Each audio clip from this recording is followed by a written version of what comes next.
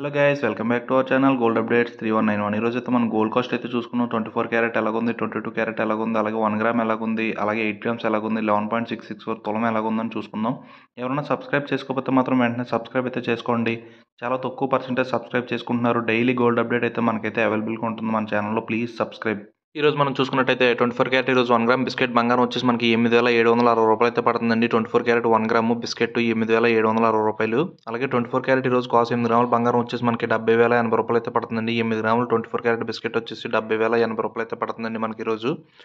అలాగే 24 క్యారెట్ ఈరోజు తులం 11.664 గ్రామ్స్ వచ్చేసి బంగారం మనకి 1,02,176 రూపాయలు అయితే పడుతుందండి. ఇంత రేట్ అయితే ఇప్పటికీ రాలేదు మనకి, 1,02,176 రూపాయలు.